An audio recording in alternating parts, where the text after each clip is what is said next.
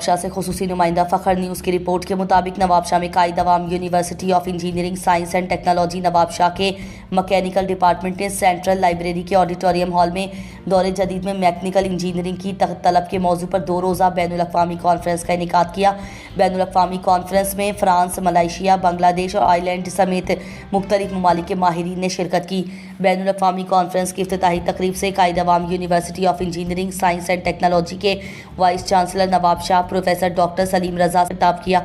उन्होंने कहा कि Quaid Awam university of engineering science and technology Nawab Shah ने इस बैनुल अक़वामी कॉन्फ्रेंस का इनेकाद इस सिलसिले में किया है कि पाकिस्तान में नई टेक्नोलॉजी को कैसे मुतारिफ कराया जाए और दुनिया के साथ कैसे काम किया जाए। उन्होंने कहा कि मुझे उम्मीद है कि इंजीनियरिंग की तालीम हासिल करने वाले नौजवान मैकेनिकल और एनर्जी पैदा होगा। उन्होंने कहा कि हमें दुनिया के साथ मिलकर काम करना है, इसलिए हमें मज़ीद मेहनत करना होगी। उन्होंने कहा कि उन्हें उम्मीद है कि कॉन्फ्रेंस तलबा के लिए अच्छी साबित होगी।